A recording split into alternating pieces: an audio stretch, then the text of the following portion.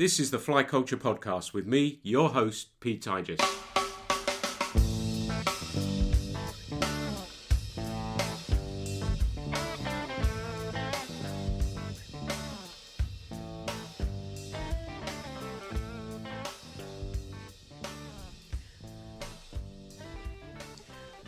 Luke Bannister is primarily known as a rod builder specialising in bamboo, but also graphite and glass too. He is also a qualified casting instructor and produces fly fishing videos that capture perfectly why we love fly fishing so much. I sit down and talk about fishing, building fly rods, the definition of a trout bum, and a really neat fly pattern he uses. Welcome everyone to the very latest Fly Culture podcast. We're still in September, we're still in the last few days of the season. We have got some rain, but still not a lot. We're praying for a little bit more rain and for some salmon. I'm really excited that I've got my good friend Luke Bannister here this morning. We're going to talk a little bit about just about everything really in fishing this morning. And then we're going to go, as we've been doing with many of these podcasts, go fishing afterwards. It's great to have you here this morning, Luke. Good to be here. I'm really looking forward to chatting to you. I was kind of thinking the first time we actually met, and I think it was at one of the Devon County shows many years ago, and we were I saw your stand and started chatting to you and geeking out about rod tapers, really. It was Devon County, yeah, and several years ago. I reckon it must be quite a few now, mustn't it? I'm trying to figure out, and I know the next year, I think we'd stayed in touch and we talked about rods a little bit, and I showed you some of my rods, and we chatted and fished and cast and stuff like that, and it's been really fascinating to see your career over the years. When I started this, one of the words I thought about with yourself was artisan, and I looked up the definition of artisan, and it says a worker in a skilled trade, especially one that would making things by hand, and I think that sums you up perfectly, doesn't it? Yeah, artisan. I think artisan is a bit of a funny term because it gets attributed to a lot of different things.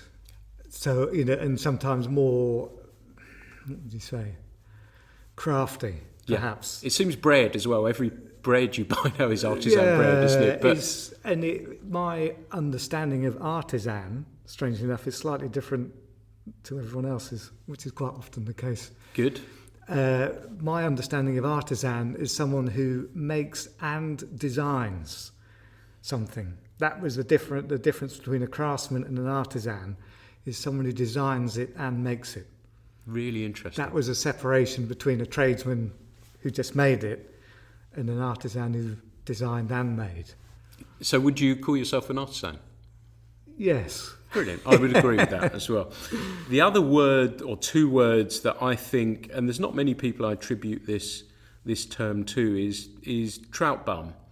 And I know I actually asked a few people over the years what their definition of it actually was. And first off, would you see yourself as a trout bum? And if you did, how would you define what a trout bum actually is? That is a tricky one. Would I describe myself as a trout bum? No. I'd say a trout bum, I would define a trout bum as someone whose living and life revolves around trout fishing. That's you. Which mine does. But I think sometimes the trout bum is sort of used as a lifestyle, as a lifestyle, rather than what you actually do. And it's a tricky one, I think, because I wouldn't consider myself a trout bum, but I acknowledge that as a rod builder and a trout fisherman, and it puts me in that category. Yeah, absolutely. And there's somebody looking inwards, guy, you're the van that you used to have, that you'd used to stay in and fish and all that sort of stuff. That part of that lifestyle, to me, I kind of liked the idea of that, and that sort of attributed it to it. If you weren't making rods, you're fishing. The rods help fund, to a degree, the fishing as well. And that's I think, how I guess I would probably define it my simple little way, I guess. I guess I'd say it was never my goal to be a trout bum or to have that lifestyle. It was my goal was to sort of to get an understanding of fishing rods and to go trout fishing. Perfect. I think the potential is some people think of about being a trout bum is they want to be a trout bum. Yeah. Rather than ending up Being living one. Yeah. Let's, as you said, about building rods and fishing and everything else. We've sort of touched on some terms there, but let's take you back to the beginning. Have you always fished?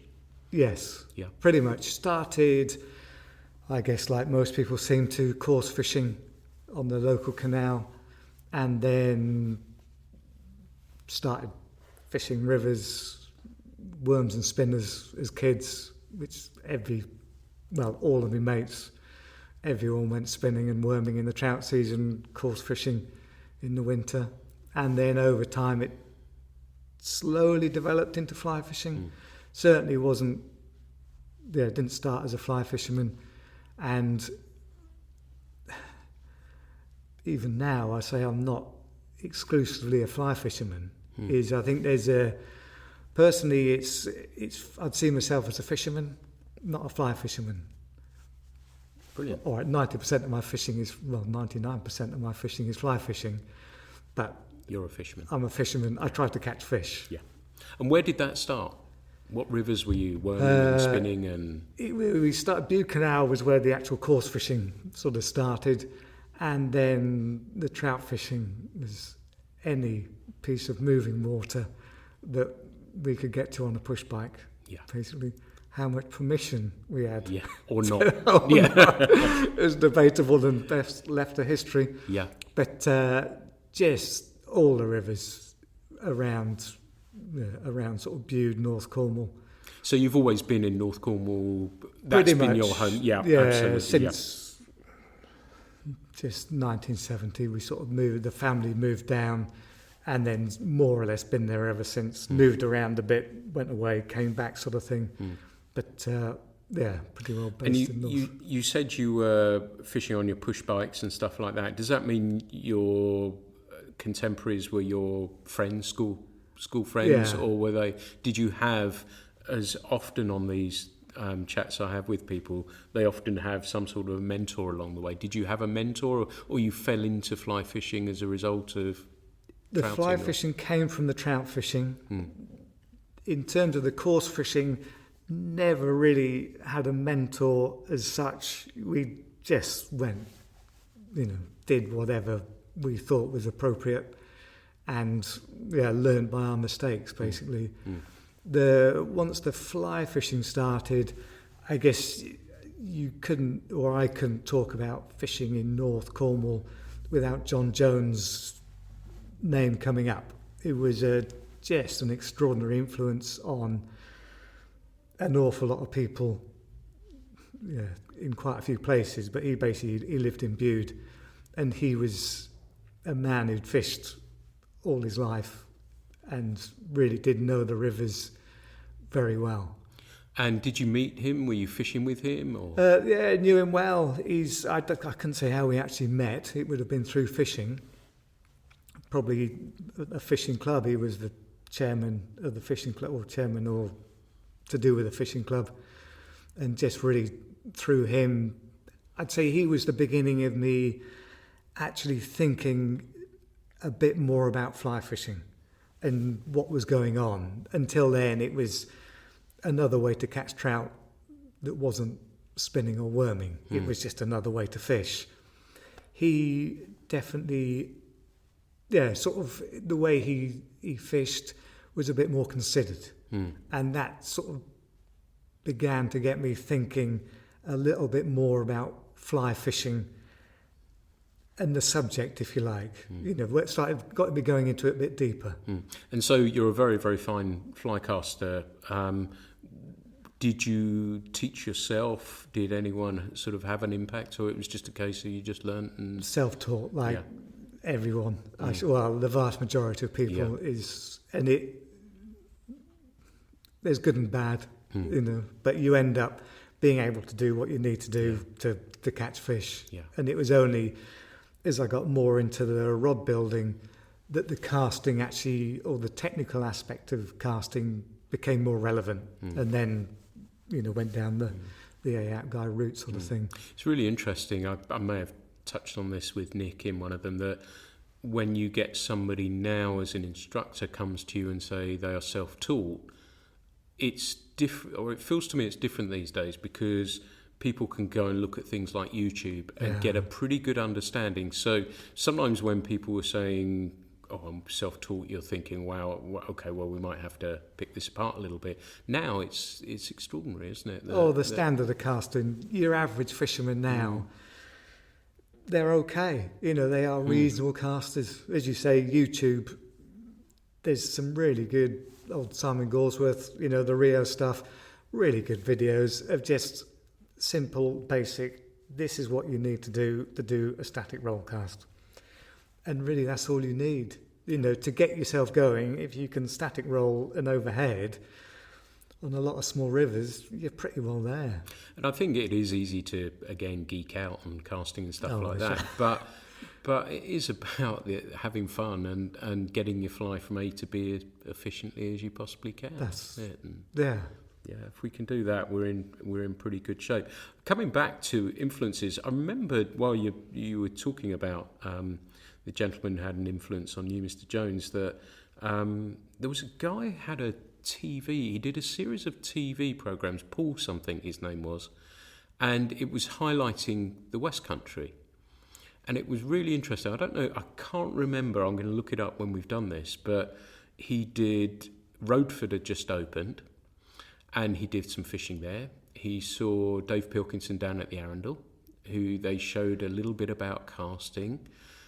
He fished on Dartmoor, and it was really fantastic. I don't know if you remember that, but I remember watching that and thinking, what a great little advert that was for ahead of its time on the West Country. It rings a bell, and I can remember seeing some video on YouTube of them fishing, I think, with a prawn on the Camel. Yes, it could be. He did a series of programmes, didn't he? And I hope somebody, if they are listening, can remember that as well. But it was a really great little advert for the West Country and all the forms of fishing, actually. I think he did some stuff in the sea as well, didn't he? If I remember. I can't remember, but obviously I zoned in on the fly fishing bit. But the other interesting thing you touch on there as well is, the rivers and hitting your bike with your friends and bits and pieces like that. And I think that's where we were super lucky in the West Country, that you've got so many rivers that you can go fish. Oh, there's a lot. There's an awful lot of fishing down here. And I get asked sort of where's a good place to go and where can I go? And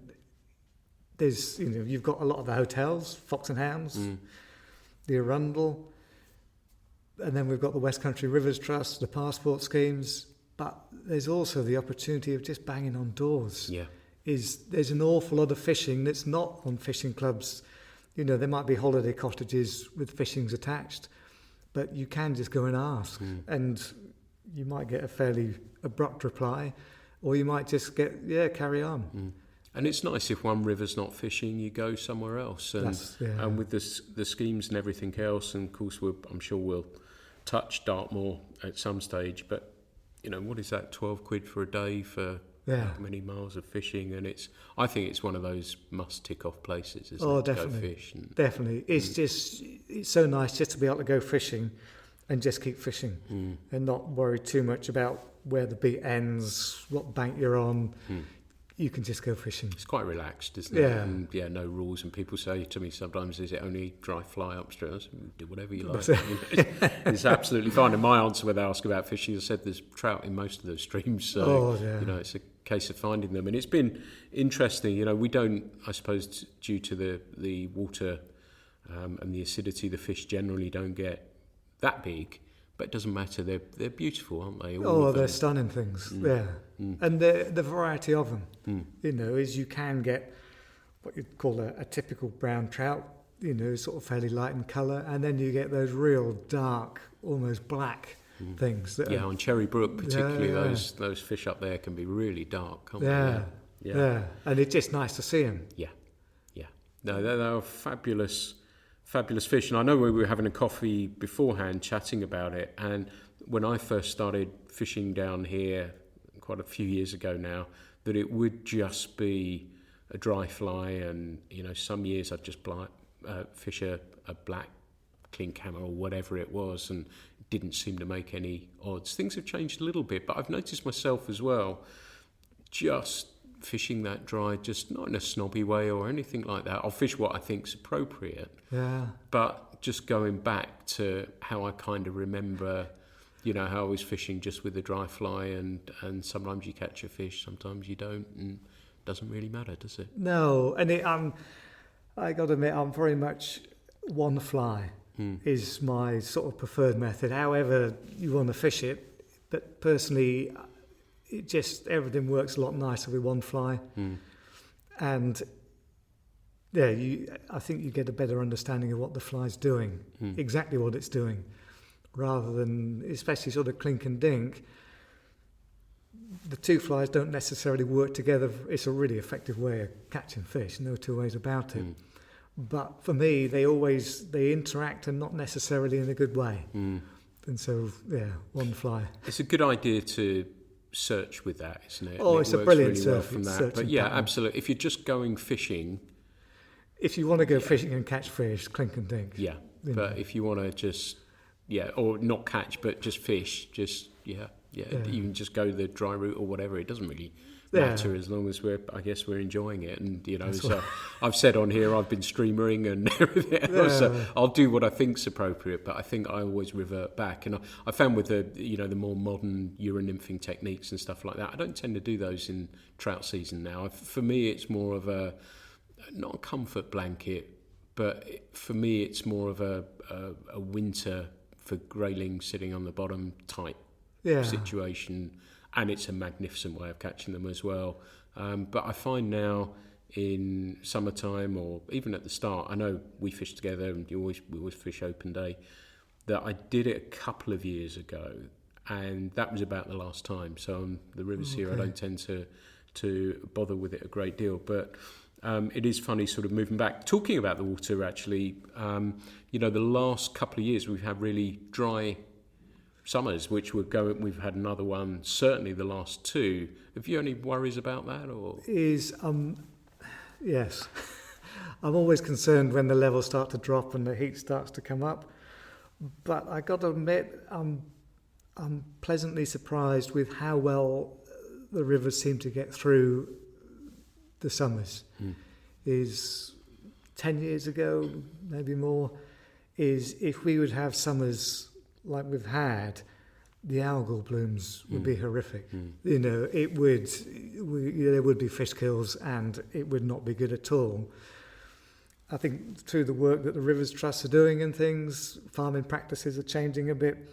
We seem to get through them a little better, but it is a worry. And to be honest, once those high temperatures, low flows, my urge to go trout fishing drops quite a lot. Certainly on the upper rivers and the upper reaches of the river. I know you probably know that we suspended guiding last year for about 3 weeks because the fish were sitting in the heads of the pools, and just not fair to go for them. Better leave them alone. Yeah, so we've left them. I've been fishing further down the river. There's more water down there, but we just decided if we went, we'd just target the fish that we're feeding. And that's the thing, active fish. Yeah, exactly, and go from there. You touched on the flies a little bit. Gerald, the podcast I did with Gerald Spires, talked about your nymph pattern. I know that a little bit. Or do you want to spill the beans on that one? Because it's a great, simple, hugely effective pattern. Do you want to tell us the name of it and how you tie it? And if you want to, that is. It's no secret. It's a funny one because I've never really named it. Mike Weaver calls it a Bannister bug. I'd go with him. He's a man of with some background. So I generally, if I refer to it, I just refer to it as a tungsten nymph. It's a small size 14 nymph with a 2.83mm tungsten bead on the top. It's a strange fly because it's a variation of a variation of a variation. When I think of it, it's actually an Adams. It's a variation of an Adams dry fly, is where it started. Right. Basically how it sort of, where it went from a size 14 Adams, and then, well, I can't be bothered to put 2 hackles on an Adams, so it went to just a grizzle hackle. That sounds like my time. Then the next thing was, I don't know how many years ago, Fly Fishing and Fly Time magazine. One of their articles, they did a thing, an alternative to dubbing a body. It was basically you palmed the fly with a big hackle, sort of the fly, the feather that you don't normally use for your flies. You palmed the body, trimmed it close, and then put a pearl ribbing through it. And that gave you quite a nice sort of body. So that was the next thing. Then after that, it went to a soft hackle. I went to a partridge hackle on the front, which that was then a Dartmoor Ghost. Right. So it worked really well on Dartmoor as a emerger, soft hackle spider, just something just under the surface, on the surface. Then from there, the tungsten went on the front. And that's when it really started working. When the tungsten went on and started getting deep with it, with the palmed body, it seems to sink pretty quick, because it gives a reasonably big profile, but there's not a lot of resistance, so it does get down pretty quick. So it was starting to sort of be effective then. The final thing, I don't know if you can remember it, but I was fishing with you at Sydenham. Yep. And was that the video we did with the bamboo, or? No, I think the actual video there's a video up there called Fishing with Friends or something, or Days Fishing with Friends. Yep. We're fishing at Sydenham, and on the bottom half, I was on high bank, there were grayling, and you were casting to them with that nymph, and the grayling were lifting, but they weren't taking it. Every time it would go over, the grayling would lift off the bottom, and they'd follow the fly, and then they'd drop back down. Yes. And they just weren't quite. They were interested, but not quite. And we were sort of umming and ahhing, and you sort of said, I wonder if it needs a bit more movement. If something if there's a bit more movement in it, that would be the thing that would tip them over the edge. So then I went from a hackle fibre tail to using the flume of the feather. Yep. And so it's got a really soft tail.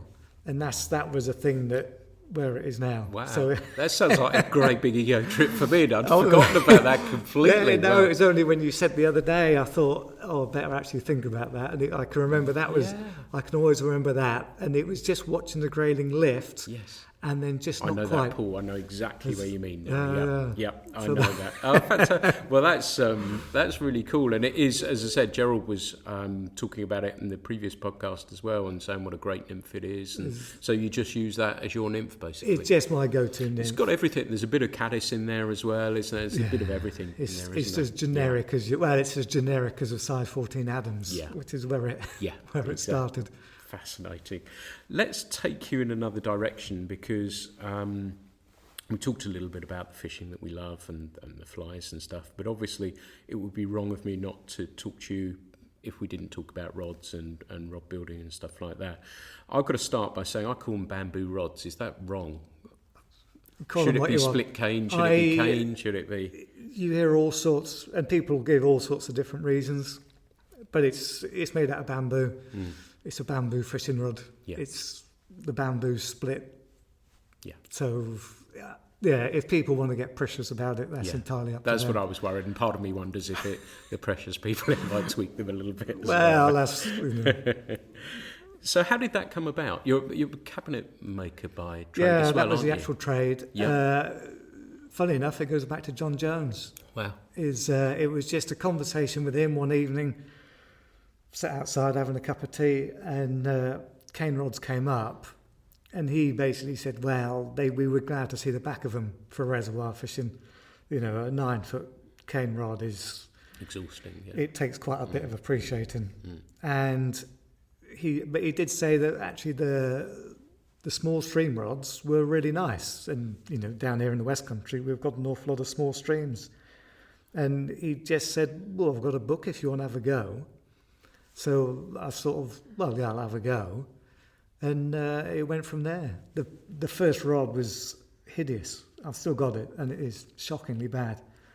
But in what way? The way it was finished? Oh, I often think I put the handle on the wrong end. That's how bad it is. But it was, as I was making it just the entire process was, okay, next time I do this, if I do that, that'll make that better. It just, from the beginning, it just a fascinating and very steep learning curve. And how long was that process from that first rod to where you felt, okay, I think I'm making some pretty nice rods now. Let's look at that commercially. I should think it probably took about 6 rods to get to the stage where they were okay fishing rods, and actually beginning to understand that it could be a good fishing rod in its own right, not it's a cane rod, it's meant to be slow and floppy and the rest of it. Once I started getting finding decent tapers, that was sort of the beginning, and then being able to reasonably accurately make those tapers, then I started to think, well, actually they're nice because they're nice fishing rods, not because they're cane rods sort of thing. So it took about 6 rods to get the ability to make them reasonable, probably another 10 or 15 to get them to a stage where it was like, actually, and people seeing them and saying, oh, do you sell these? That was sort of the beginning then. Probably 15, 20 to get them to a stage where they were reasonable. And actually, it was you again was a sort of a bit of a turning point. Was one of the early times that we met again at the Devon County. You didn't have it with you, but you had Colorado. Mike Clark. South Creek. Creek. You had a South Creek rod, and you basically said, "Oh, I've got a South Creek rod. I'll bring it with you. I'll bring it with me, and we can compare the two." And in the back of my head, I thought, "Oh, blimey, I'm going to get a comparison with a proper rod now," because my rod building, very little internet. It was pretty much in isolation, so I was sort of making them, without a point of reference. So when I first saw that rod and we actually put them side by side, it was really the first opportunity I'd had to do a comparison with a modern cane rod, and I was pleasantly surprised. Yeah, they were, Mike's are phenomenal rods, but I was okay with mine being next to it. I didn't sort of think, I need to keep these two apart. So it was like, no, actually mine, there was work to do on them, but they were okay. Mine was okay. And that's when I really started thinking, okay, now they're of a reasonable standard. I could sort of concentrate more on actually developing them as a business. And what did you start off? What was the taper when you thought it was going to be a commercial enterprise? Was there a taper that you actually followed, or were there a couple of tapers that you were offering people? Or in the beginning, a Garrison 201, which is a 7 foot, depending on where you're from, a 3, 4, even 5 weight, some people, but just a really nice small stream rod. And the Garrison rods early on were probably the ones that were the most popular. And I guess the thing with the Garrison, when I came across the Garrison tapers, were also when the technical ability was coming together. So it was sort of, the timing of the Garrison was really good.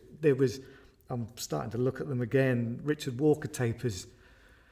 They are actually really good tapers, but when I was first building them, I didn't really have the technical ability to build them properly. So they were sort of badly built tapers so I wasn't really getting a very clear picture of them.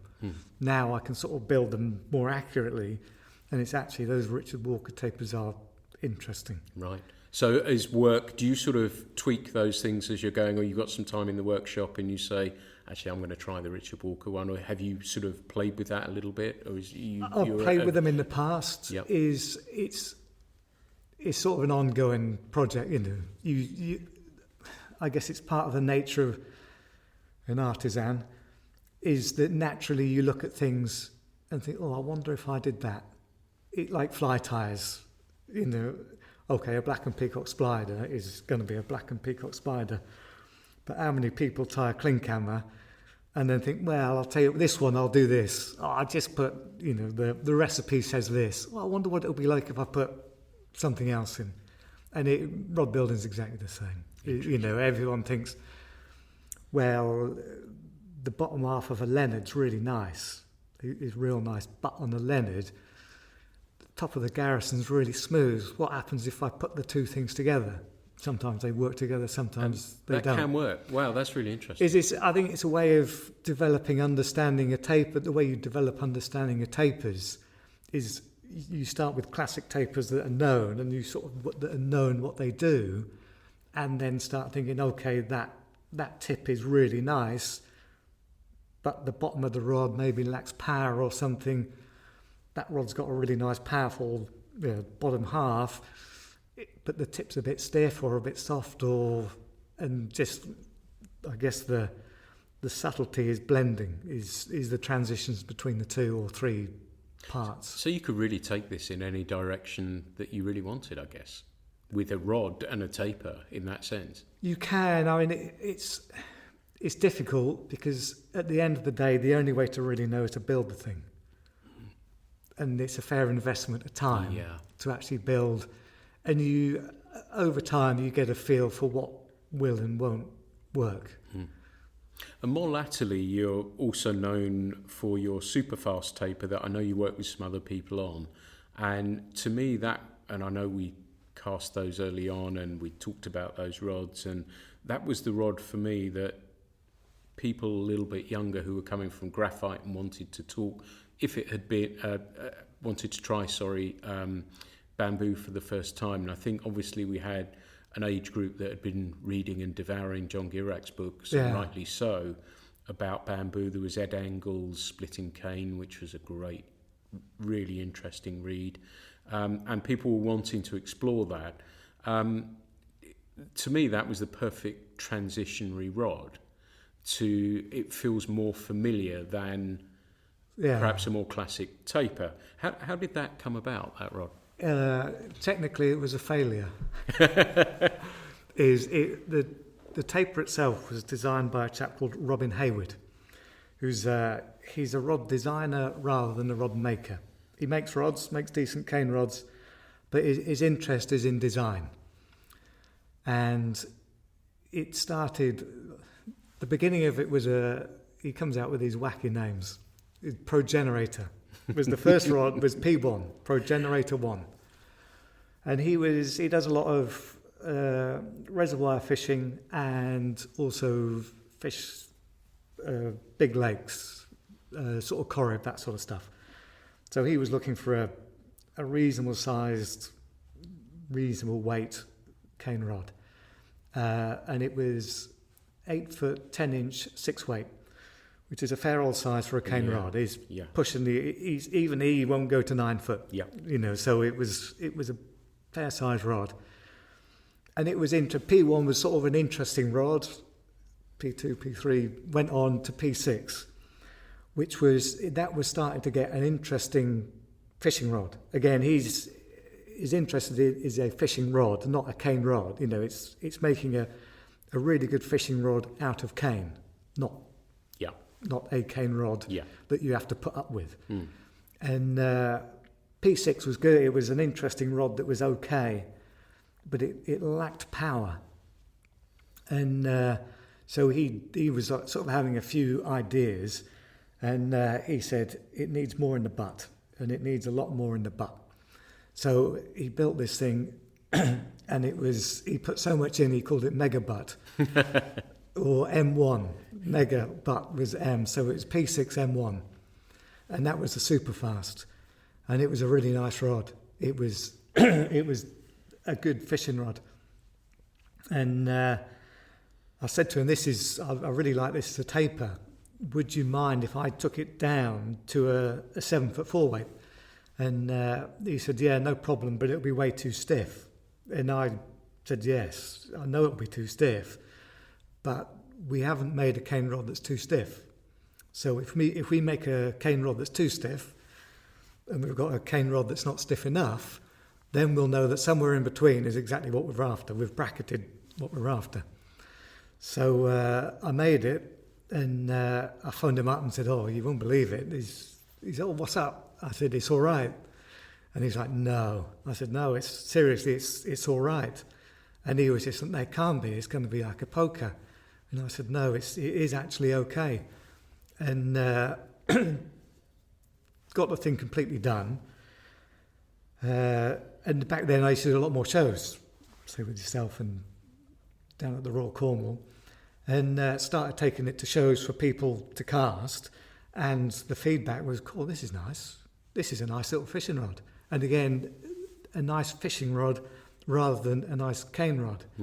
And so that's really when it started, was you and Gary Champion, because at the time both of you were at the out guy. I hadn't gone down the casting route at that stage. And so, yeah, it just worked as a fishing rod, but it was meant to be horrible. I remember casting that. I think you came up here and brought it, and we played with it a little, and it was a fantastic rod. Yeah, and it's such a good transition, because before that, if you gave a cane rod to someone who'd only fished carbon, you would always have to say, just slow everything down a bit, just take your time, don't, there's no rush, and give them 5 minutes to actually sort of slow down a little bit and then start, actually getting the feel of it. The carbon, the super fast, you could just give it to them and say, right, just tell me what you think. And generally the reaction is, oh, this is nice, isn't it? And it definitely, it introduces them to the feel of cane without them having to change the timing too much. So it's, for that, it works really, really well. And does that tend to be the rod you sell most of? Yes. Yeah, it's just a really good all-round fishing rod. It's especially down the West Country. We don't have the big hatches.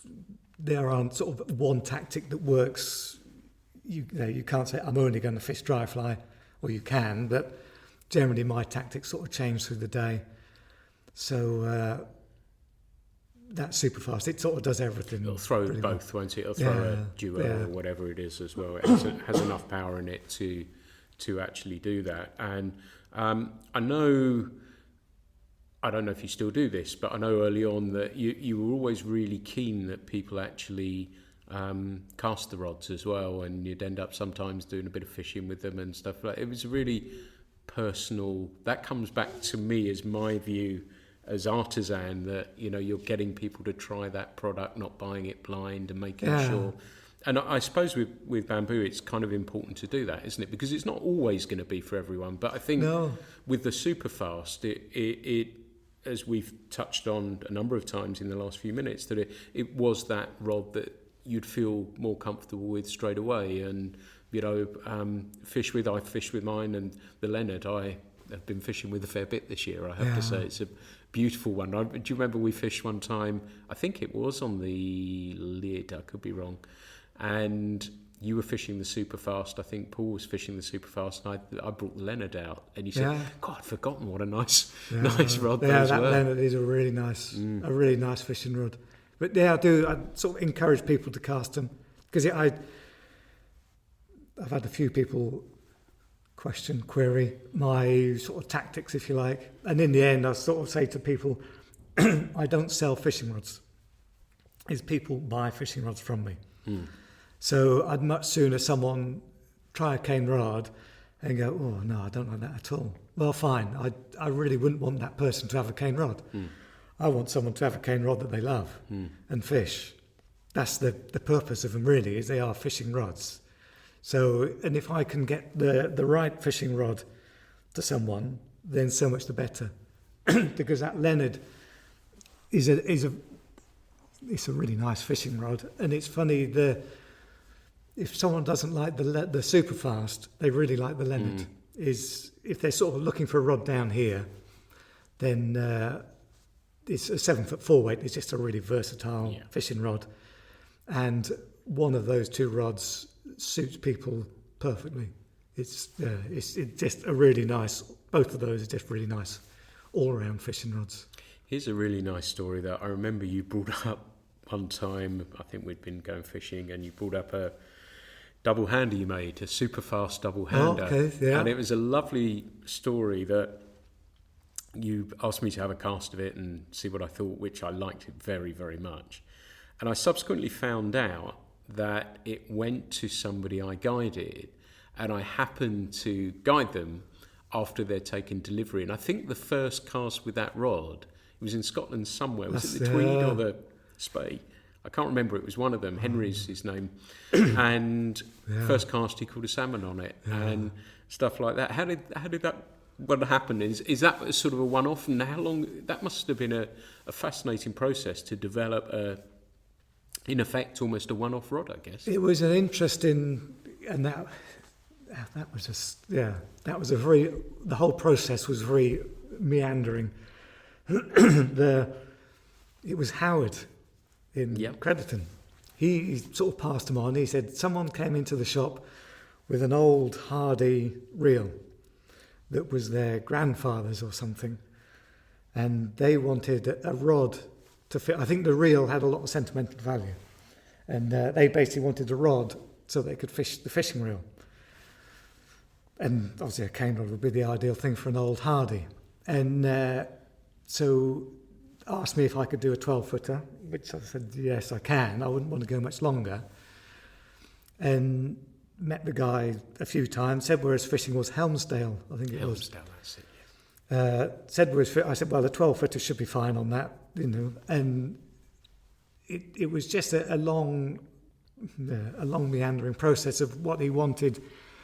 I was fairly confident that the super fast, you could extend it that long and that big, but it was a bit of it should be okay. And I said before I started the process is, if I'm not happy with it, I won't, you won't get it, sort of thing. As it was, it turned out really nice. Yeah, and actually the first thing I did when I finished the rod was start another one for me, which is generally a sign that it's a good taper. Yeah. And it was, he was fishing when he was going up. I couldn't quite remember when he was going up there, but he said, it's the first week of so-and-so. And just one day I was thinking, he should be up there now. I wonder how he's getting on. And when I got home in the evening, there was an email there with a picture of him holding this really nice silver fish. There, first pull, first 5 minutes. And I thought that's fine. So do you get demand for one-offs? Because I can think of, knowing you as I do, I remember Mike had you built him a 3-piece super fast so that it would fit in the boot of his car. And so do you get many of these sort of custom jobs from people? A few. A few. A lot of people are just happy with a rod, they just want a rod to go fishing with. If someone wants something a bit different, all the rods are made individually, so generally I can accommodate. Occasionally I'll have reservations, occasionally I'll say no. If it's not going to work, if I don't think it'll work as a fishing rod, I wouldn't want to make the thing, to be honest. I want to make a fishing rod and not something that sits in the cupboard. Did you make that second double-hander? Because my ears are pricking up already. No, I've still got it, and I've done a few subsequently. They're actually just in the process of doing a 14-footer. Wow. 14-footer spliced. It'll be spliced joints, but rather than ferrules. Yep. And 10 weight. So that'll be an interesting. Again, I've said to the chap, this is a real, this is an unknown for me. They used to make them. People fish with them. But I said, the deal is, if I'm not happy with it, you won't get it. So, and does it have to be spliced because of the length of it? You couldn't have the ferrule, or is the ferrules? Yeah. I could potentially make the ferrules. I'd have reservations about it, and that sort of size, the splice joints make a lot more sense. I've got a good friend over in northern Sweden. All his salmon rods are splice joints. Wow. So, and they work. And I know a few people that fish with splice joints, and they say it's, in a way, it's almost less hassle than the ferrule. Taping them doesn't take any time at all, and they're easy to get apart. Yeah. One of the things I wanted to ask you, I was going to go off in a different direction again, but do you have a Hall of Fame taper? Is there one that you love the most? No. You're just all good. Yeah. The Superfast is just a really good taper. Funnily enough, there's just in the last few years, there's one that I've actually put my name to, which I've only sold a couple. I haven't even told people I'm making them. But there was a rod. Just how I ended up with the taper was a really weird sort of set of circumstances.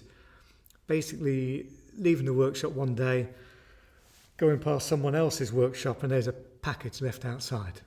We're in the workshops in the middle of nowhere, so it's leaving parcels is not an issue. Sort of went past and thought, oh, there's a parcel for so-and-so, didn't think too much about it. And then as I went past, I thought, that's about 3 foot long, 3 inches in diameter.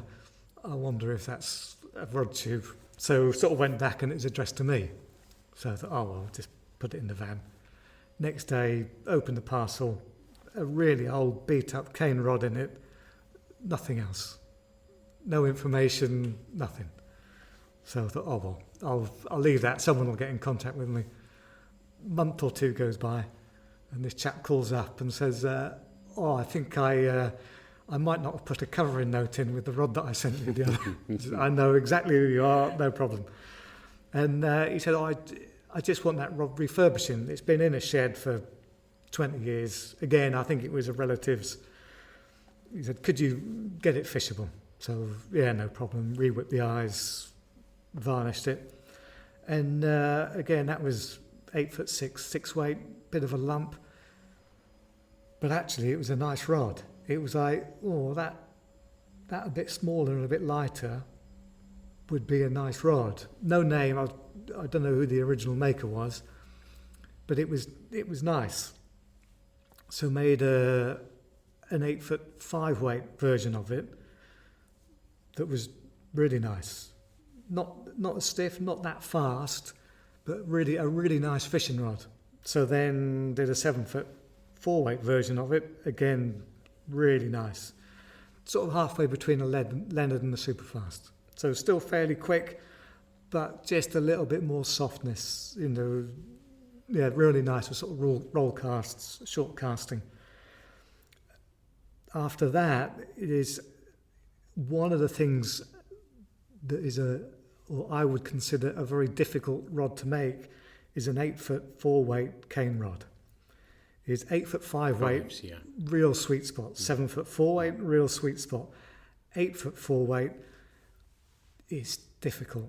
And for a long time, I'd pretty well given that I just considered that they were unmakeable. I mean, there are nice ones out there. I'm not saying you can't make a perfectly reasonable 8'4" weight cane rod, but I've never picked one up and thought, "Cool, that's nice." Never one that was really sweet. I picked one up a little while ago that was a Granger. That was nice. It was sort of the nicest one I'd picked up, and it was like Aristocrat, I think. Can't remember. That's a Girac rod as well, isn't it? Yeah, and it was like, actually, that's not perfect, but that's nice. That is a nice, probably the nicest 8'4" weight. So it got me thinking about them again. And I just sort of thought, I wonder if that rod that I'm doing, or the one that I've done, would go as an 8'4", and it did, and it's nice, just like really nice. I haven't got one. Is the first person? Someone was interested in it, and I said, "Look, I don't know." I said, "I'll make it." I said, "We can meet up, and if you're interested in it, try it, but there's no obligation because I'm not sure what it was like. You add it Fantastic. first, yeah. Good And for it's I've got to make another one for me now. And before we move on, using bamboo rods, modern your rods in particular, as we're talking about them, so people know if they're bamboo curious. You don't need to fish a silk line on there, do you? No. Fish anything. You know, I know we've played with all sorts of fly lines on there, and you know, anything will work. It's just finding the right line to go with that rod, really, isn't it? That's the big thing, is finding the right line for the rod. Yeah. And now the lines are much more consistent. The lines are a consistent thing. Bamboo, roughly, they reckon there's a give or take 10% variation in the material. That's a reasonable variation in material. So to find a line to suit a rod, I say to people, Rio Golds, Cortland 444s, Barrios, they're really good lines. And I say, if you just want a decent line, go with one of those. But if you're fishing with someone and they've got another line, try it. Just try different lines. And it's amazing how often 6 months, a year, 18 months, you bump into someone and they say, God, you wouldn't believe it. I was fishing with so-and-so and he's got a guideline, whatever. I tried that. God, it sings. It's amazing. And it's just finding, and I think probably more with cane than carbon, because there's the natural variation in the cane. Finding the right line for the rod, it does make a real difference. It'll really come alive if you get everything working well. I know I had one of those Eureka ones, and I told you about it. And actually, subsequently, the Wild Trout Trust weekend did a demo, and I put a Rio Gold on your Leonard, which I'd not done. I don't know how it happened, but I'd been fishing the rods a lot more, and I thought, as you said, I got a load of lines out and tried, and I thought, wow, this is unbelievable. And I show people that, with a bamboo rod comparable to a graphite one, look how this shoots line. Don't think they're not capable of doing it if you get the line combination right. And that thing absolutely flies. So I was really, really pleased to find that out. So it's lovely that you're always learning about these things, and it is exactly as you say. So we're going to move on a little bit, because you've also now played more with graphite and fiberglass rods as well. So you're building those. They seem to be going down really, really well. I cast one of Gerald's the other day and really, really fascinated by them. Yeah, it was funny enough, it was the casting that really got me, well, two things, I guess. One was the casting, looking at a more technical side of the casting, and just having a play with spiders and fishing wets and wanting a longer rod. The cane, 8 foot 6, you're starting to push cane. Over 8'6", you can do it, but you're really pushing it. And swinging flies, it's nice to have a long rod for mending, line control and things. Really like the idea of a 10-footer. I'd be impressed if anyone could make a nice 10-foot 4-weight cane rod. I would buy that man a beer. But just sort of wanted to basically have a carbon or a longer rod, and carbon's the way to do it. And CTS do some lovely rods. Did sort of look at having blanks made, but I say CTS ones are close enough. The nice thing with CTS is you can specify the blanks a bit. So most of my rods aren't standard tapers. You can say, okay, I want the butt half a line weight more on the butt, bit more on the tip or whatever, and they're happy to do that. So it just means you can sort of tweak. I mean, their standard tapers are phenomenal anyway, but I say going back to the thing is you always want to make it a little bit different.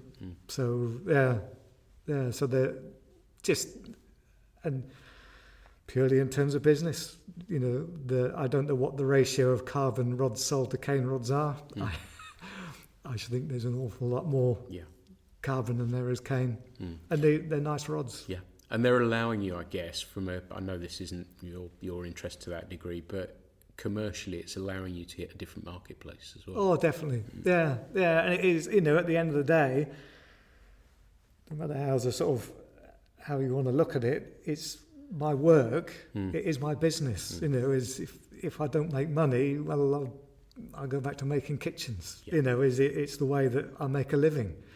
So, and if I can increase the amount of work that I do or the sales, then it allows me to do more fishing. Well, they're great. I've had a cast of those, and fiberglass as well. I guess with bamboo led the way of the renaissance of older style rods, and it seems as though fiberglass is becoming hugely popular as well over the last 5-6 years, whatever it is. And I remember the remakes of fiberglass rods 10 years ago, and I remember a friend and I put a line, I think we went from 2 weight lines to 6 weights to try and make this thing work, and we couldn't. But things now with fast glass and everything else seem to have moved things on quite dramatically. I think the really good thing with glass is and it's sort of why it's been used much more, it's been used with a relevance to fishing rather than nostalgia. They're good enough. People are using them because they're good fishing rods, not because they've got I want to go back to fishing how they did in the 60s and 70s or whatever. The glass, the technology, the resins and the understanding of tapers, which it's a strange one. There was when cane rods, as they were developing, there was a real good understanding of tapers. When carbon came along, they just initially threw all that out the window, which is why for a long time, one of the reasons really I've sort of got into the cane for the small streams. 20, 30 years ago,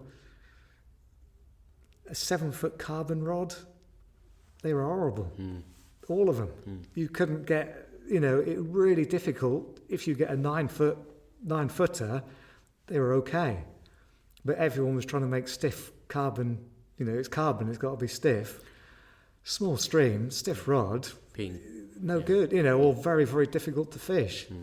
Whereas the cane works with a short line. Now, really nice. Some of the small carbon rods, really nice. Seems like it's come round full circle, doesn't it? There is more feel rather than super stiff rods. And I think there's that understanding.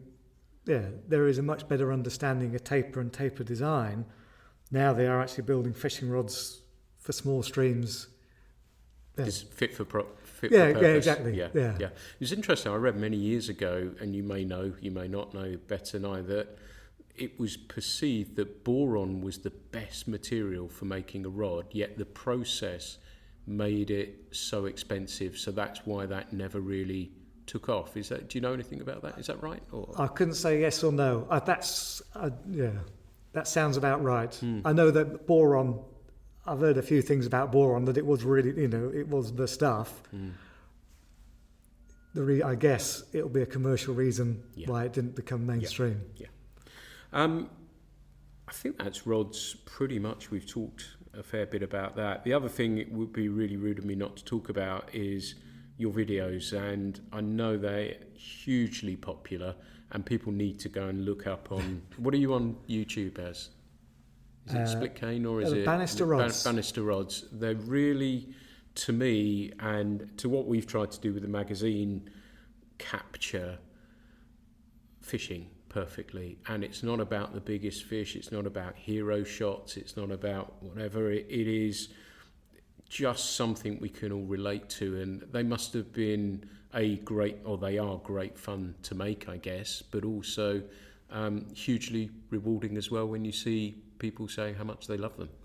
It's a strange one, because all I do is go fishing and video it, and that's, in a way, that's all I'm trying to convey, is what fishing is to me.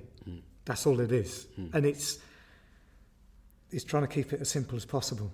All I do is I go fishing, take the camera and a tripod, and generally what I do is just go fishing. When I find a nice pool, I put the camera where I'd stand if I was watching someone fishing. Sometimes I put the camera maybe a bit too close to the back cast. But no, it's just, I say, I'm just trying to record what fishing is to me. and it is interesting. I don't know what the other word would be, but I've had a few people say, "Do you know what? No one else in my office fly fishes." And I love fly fishing. I go all the time. I go whenever I can, and no one in the office could get it. And when last time they said, "Well, so why is it you go fishing?" And he said, "I showed them one of my videos, and they said some of them went, 'Oh bloody hell! Oh, I could see the appeal of that.'" And that for me, when the first time that happened, that was sort of a real And that's, like I said, I think you captured the essence perfectly. The cream jacket's still there, yeah? What's the story behind the cream jacket? That thing is it's a Chinese knockoff of an Orvis jacket. I bought it as an Orvis jacket. It was sold second-hand on eBay, 30 quid or something. Basically what it was, I'd gone through the thing of fly fishing jackets, fly fishing bags, all of I don't know how many waistcoats I'd had through the years, and they were all sort of worked, but none of it was quite what I wanted. And I was going through the process, as I guess most fishermen do, is first of all you carry absolutely everything, and then you start to carry as little as you possibly can. And my fly fishing kit now is a couple of fly boxes, a few spools of leaders, and forceps and nippers and a landing net, and that's it. And it would basically, I had a waistcoat and everything just went into 2 pockets. So it's like, right, I need to get a coat or something. My brother jokingly decided he was going to get a tweed jacket for a laugh, just because we were fishing with cane rods. Well, you should be fishing with a tweed jacket. So he got one from a charity shop, and it worked really well. It was like, wow, that's a really good thing to have. So obviously Orvis, such a well-known name, and saw that they did jackets. So I thought, right, I'll get one of those. So I bought one off eBay, and it turned up, and it was like, no, that's not a knockoff. Yeah, the buttons are on the wrong side. But it just worked really well, and it just, it's starting to go now. You can't get rid of that.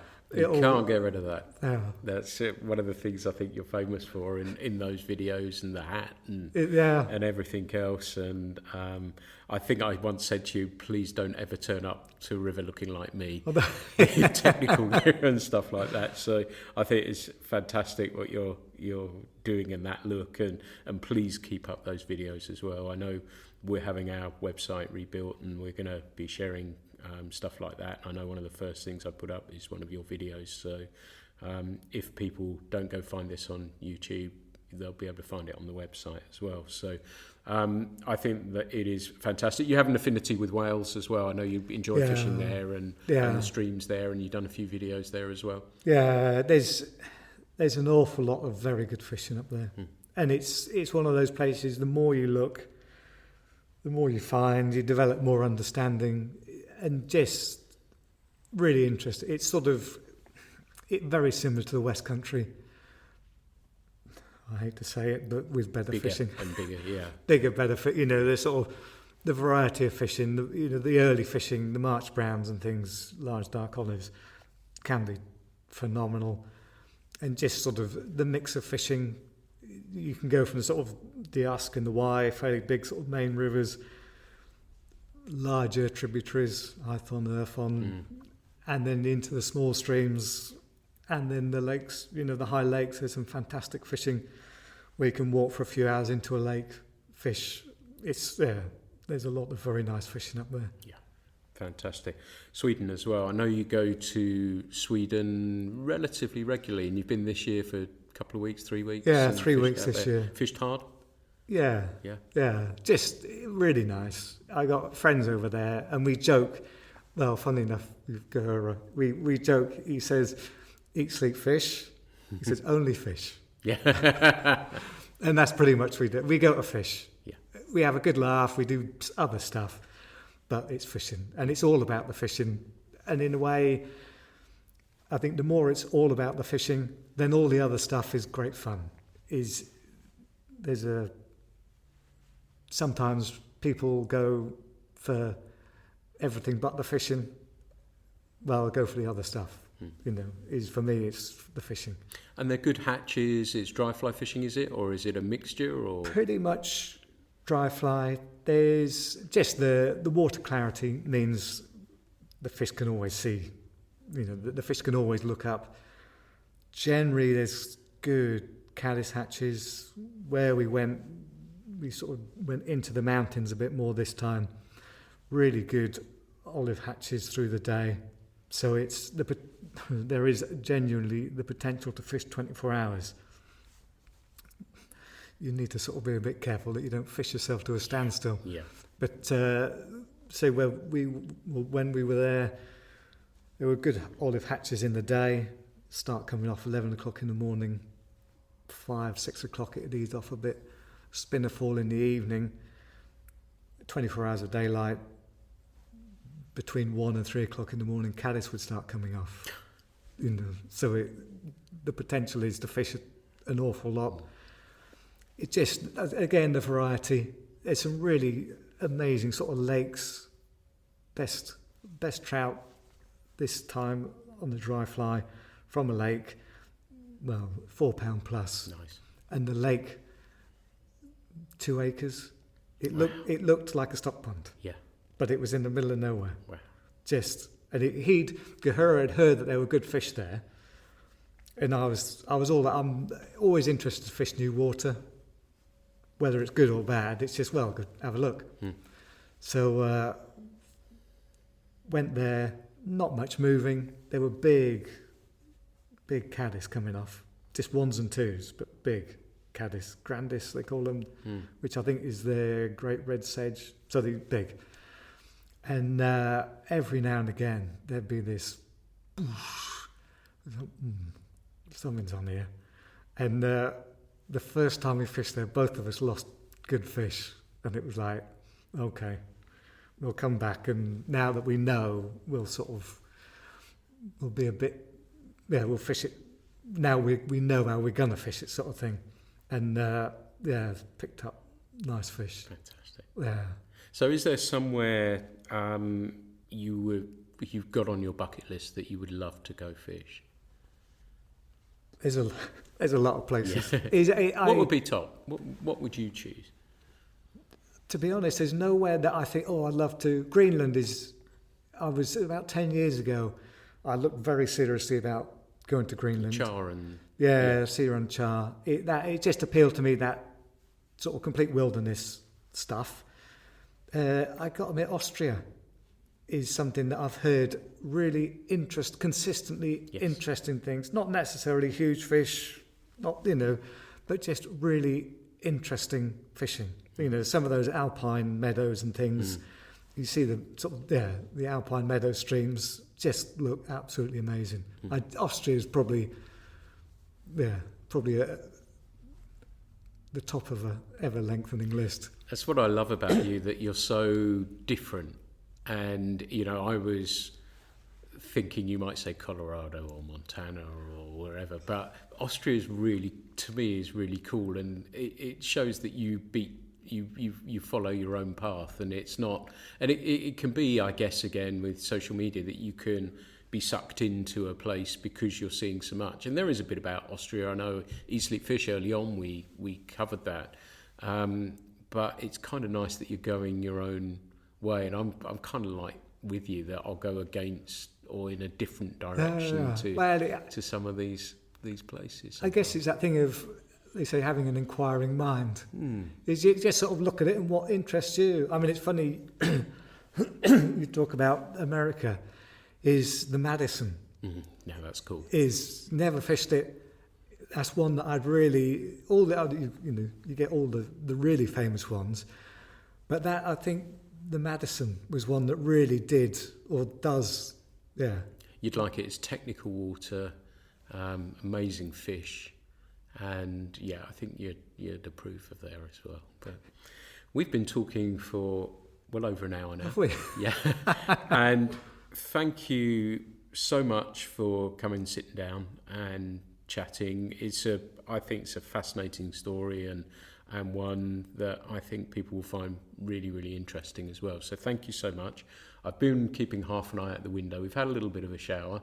That's drifted through at the moment. So I think we'll probably pack up and then jump in the car and head down to the river.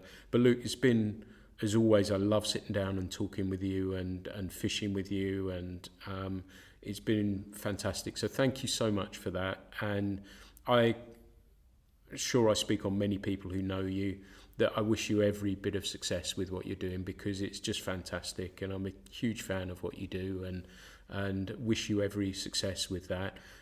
So thank you for sitting down and chatting with us, and let's go and see if we can catch some fish. So thank you very much indeed.